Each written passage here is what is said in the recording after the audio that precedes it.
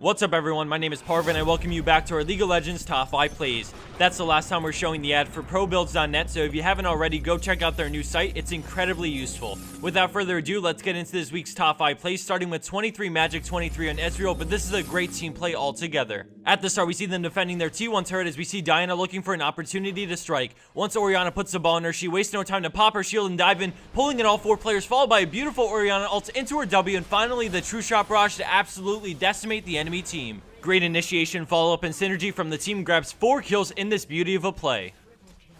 Coming in at 4th place, we have LeagueRyanW on Zed with another one of his sick plays. We see him farming under his tower in a 1v2 lane when he suddenly ults in on Vayne, but once you barrier, Sona crescendos, and then Exhaust comes out, he quickly reacts with a Living Shadow swap out so that he can use his E from a range while taking no damage, and then comes back in for the kill. After the condemned stun, he E's with his Living Shadow and then bursts her down, grabbing the double kill despite all their cooldowns and being one auto attack from death.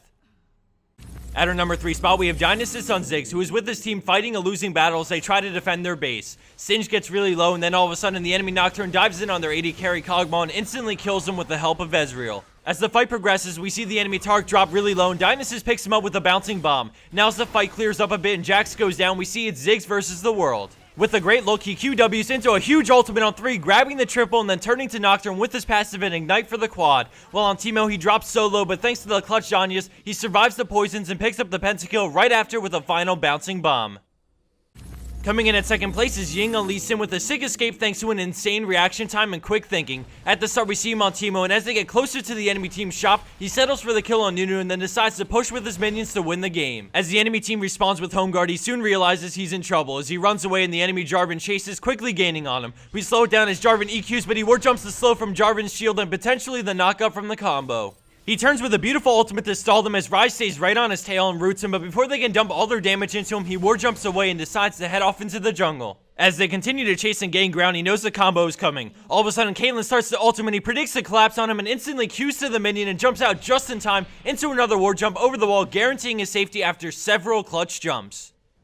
And for our number 1 pro play for this week, we have iKarry on Xerath in a challenger tier game. At the beginning, we jump right into the action as Best Riven NA dives in looking for the steal but comes up empty-handed. As the enemy team leaves the pit to go win, iKarry plants himself down into an Arcane Barrage Q and then 2 more charges of his ultimate on all 3, melting their health down and immediately forcing a retreat. He quickly reacts and moves into position, hitting a beautiful Arcane Pulse on Ashe for the kill as Zed goes balls to the wall but immediately gets CC'd and bursted, leaving just Janna and Xerath to defend against 3 strong players on the enemy team. iKarry stuns Jax to prevent his stun from going off as they start to dive Janna, and Xerath tries to help by scaring off Syndra, but it's no use as Jax steamrolls through her health and then looks to get on him. He uses Locust of Power for the quick burst of speed, and when Jax disengages, he quickly turns with an EQ combo to bring him lower, but is unable to follow it up. The enemy team decides to forget him, take tower and inhib, and then leave, but iKarry has other plans as he wraps around and positions for a beautiful Q into Arcane Barrage and brings them all to one shot, causing Syndra to bail. Watch at the bottom left of your screen as he snipes Syndra and simultaneously kills Zim with the last charge of his ultimate. With confidence, he runs up and flashes for the triple kill, saving the inhib with low health.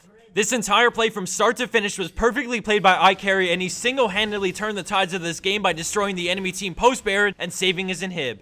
Nearly 18 minutes later, after tons of back and forth action, Red Team takes the win in such a close game. Communication is always vital when competing in tournaments.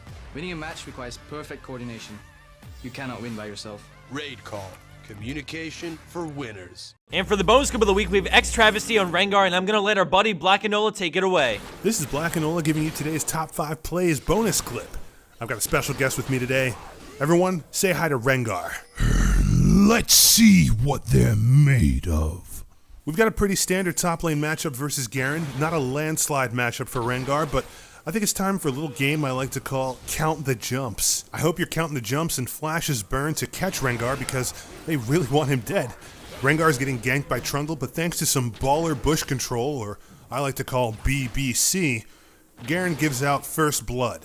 Lesser creature. I guarantee that's how he feels right now, Rengar. Trundle can surely do something though to bring this back though, right? I mean, he's sitting around 100 health like the whole time, and no matter what, the poor troll gets out-trolled.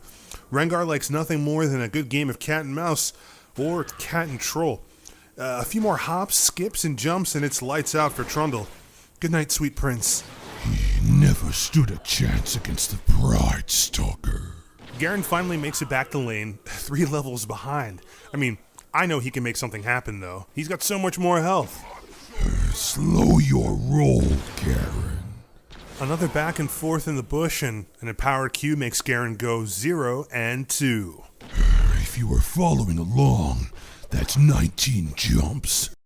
Shoutouts to Potato Monster for letting me commentate on this top 5 bonus play. If you like what you heard, please subscribe to my channel at Blackanola. You can also follow me on Facebook and Twitter at Blackanola as well.